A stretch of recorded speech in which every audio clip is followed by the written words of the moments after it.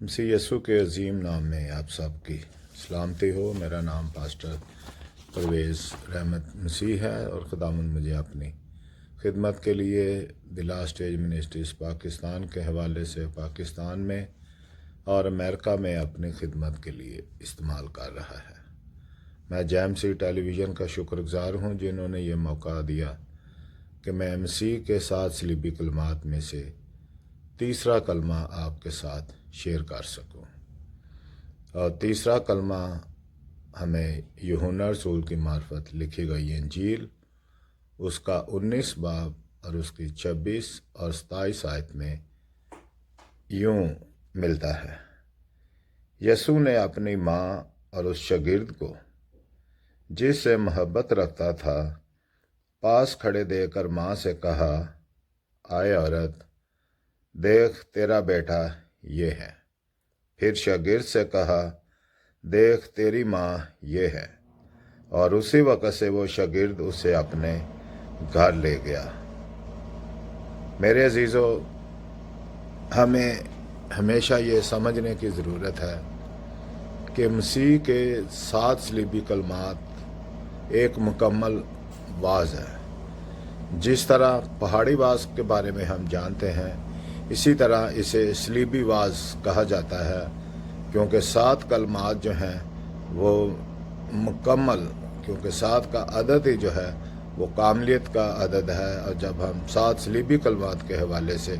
بات کرتے ہیں تو یہ مسیح کی پرفیکشن کا، اس کی کاملیت کا جو ہے وہ پیغام ہے۔ میرے عزیزو، ہمیشہ یہ یاد رکھیں کہ ہر کلمہ بہت گہرائی میں ہے۔ ہر کلمے کا ایک مقصد ہے، ایک مشن، ایک خاص مقصد کے تحت مسیح نے کہا ہے۔ اور کیونکہ ابھی تک ہم 2 کلمات خدا کے خادموں سے سن چکے ہیں، اور تیسرے کلمے کی جب طرف ہم آتے ہیں تو اس کلمے کو جو ہے محبت کا کلمہ کہا جاتا ہے۔ بلکہ اگر میں یوں کہوں کہ مسیح کی ذات اقدس تو ہے ہی محبت سے بھرپور، پہلے سے لے کر 7واں کلمہ محبت سے بھرپور ہے۔ آپ اس کو کسی بھی اینگل سے دیکھیں تو آپ بہت اچھی طرح اس بات کو جان سکتے ہیں۔ میرے عزیزو، کئی دفعہ ہم اکثر یہ دیکھتے ہیں کہ جب یسوع نے اپنی ماں کو، جب وہ صلیب پر ہے، کیوں نہیں اسے ماں کہا بلکہ اسے آئے عورت کہہ کر پکارا ہے۔ بعض لوگ سمجھتے ہیں کہ شاید یہ مسیح نے اپنی ماں کا جو ہے وہ تقدس برقرار نہیں رکھا۔ میرے عزیزو، جب ہم اس پر غور کرتے ہیں تو ہم جانتے ہیں کہ مسیح کی زندگی اب ختم ہونے والی ہے۔ ماں اور محبت کا رشتہ اب ختم ہونے والا ہے۔ اور یسوع مسیح بے شک اس وقت پر صلیب پر ہے، دکھ میں ہے، مصیبت میں ہے، لیکن اسے سارا اپنی ذمہ داریوں کا احساس ہے۔ جہاں پہ اور بہت ساری چیزیں ہم مختلف کلمات میں سنتے ہیں، اسے اس وقت جو ہے اپنی ماں کا بھی احساس ہے کہ اس کی ماں کس کرب سے، کس دکھ سے، کس تکلیف سے گزر رہی ہے۔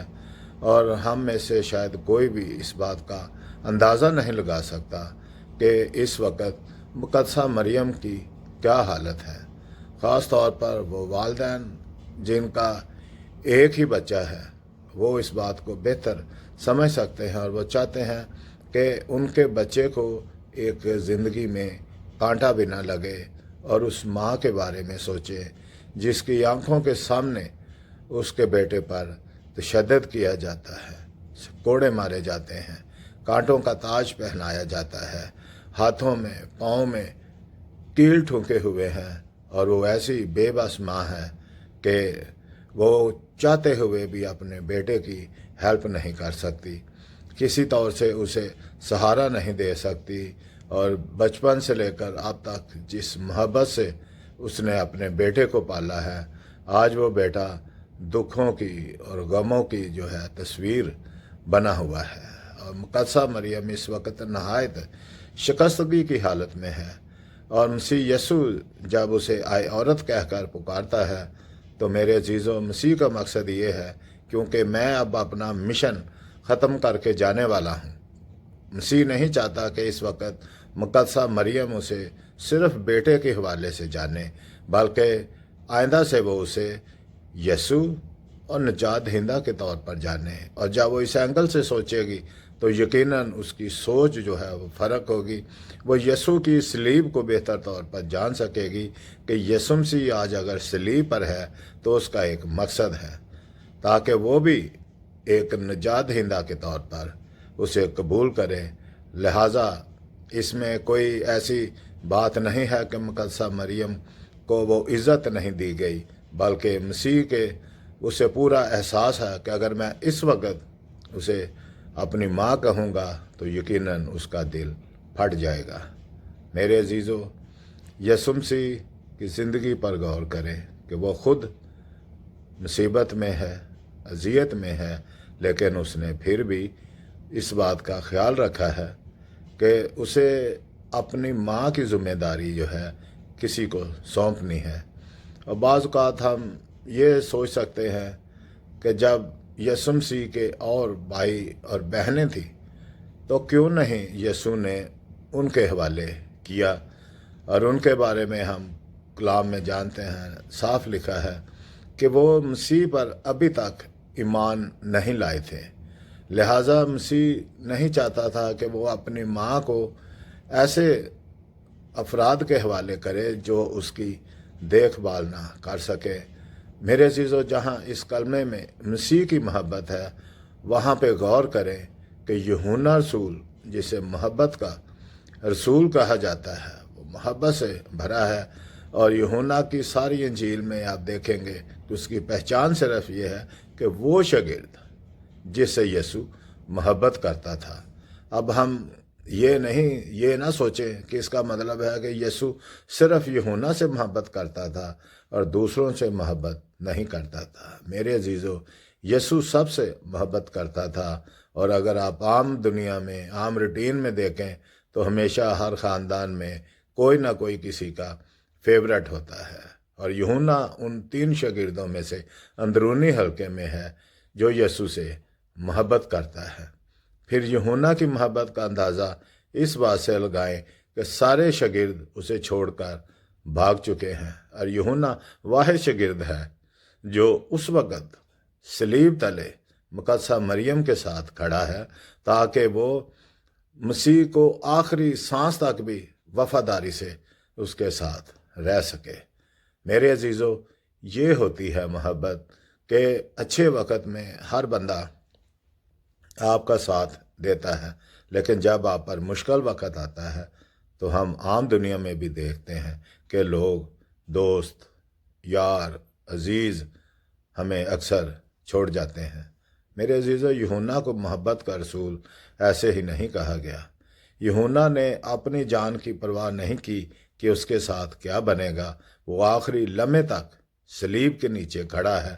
اور یہ محبت ہی اس گہرائی کو یسوع نے محسوس کیا کہ وہ بڑی جو ہے دلیری سے، وہ بڑی آسانی سے اپنی اس ذمہ داری کو یوحنا کے سپرد جو ہے وہ کر سکتا ہے، کیونکہ یوحنا یسوع سے محبت کرتا ہے تو یوحنا مقدسہ مریم سے بھی محبت کرے گا، اور وہ اب ایک نیا رشتے کو جنم دینا چاہتا ہے، وہ رشتہ جو ایمان لانے سے مسیح میں ہم ایک دوسرے کے ساتھ جڑ جاتے ہیں۔ اور میرے عزیزو، جب ہم مسیح پر ایمان لے آتے ہیں تو ہم ایک خاندان بن جاتے ہیں، اور جس طرح مسیح نے ضرورت میں مقدسہ مریم کو بیٹا دیا اور یوحنا کو ماں دی، اور اسی طرح جو ہے ہماری بھی یہ ذمہ داری ہے کہ جب ہم اپنے ارد گرد ایسے لوگوں کو دیکھتے ہیں جنہیں ہماری مدد کی ضرورت ہے تو ہمیں آگے بڑھ کر ان کی مدد کرنا چاہیے،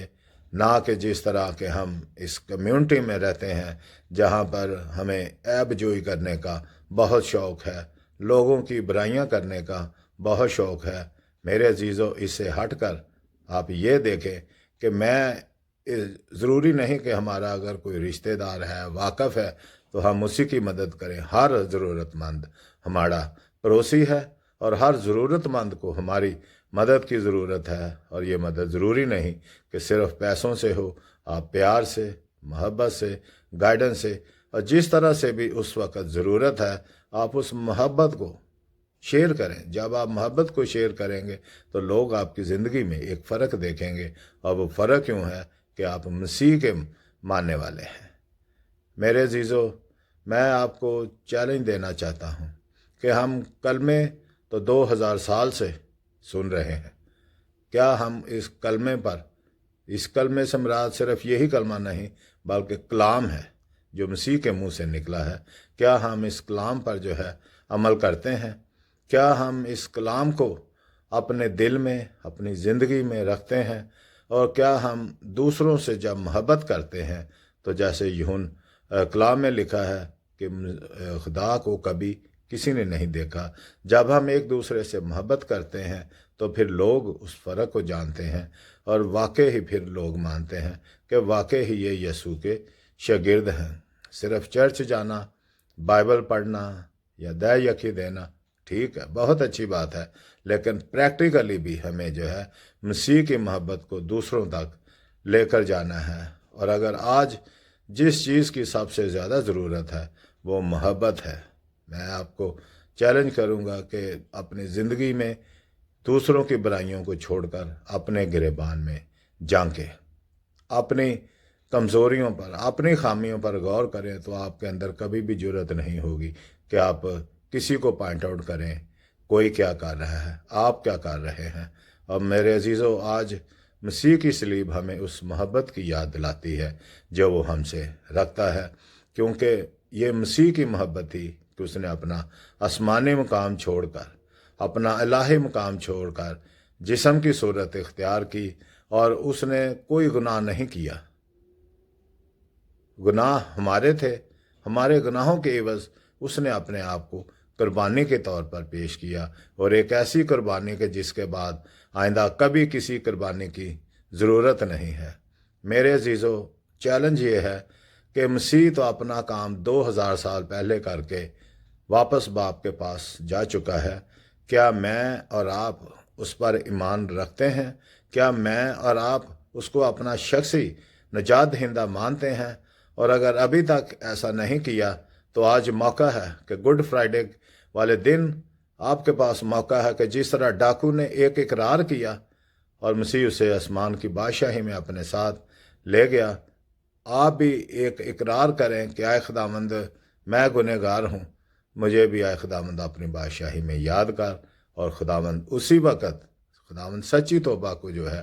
وہ قبول کرتا ہے۔ خداوند زندگیاں اور دل بدلنے پر قادر ہے۔ میرے عزیزو، مسیح کی اس محبت کو ضائع نہ کریں، مسیح کی اس محبت کو ایک دوسرے سے شیئر کریں، تاکہ جب لوگ آپ کی زندگیوں کو دیکھیں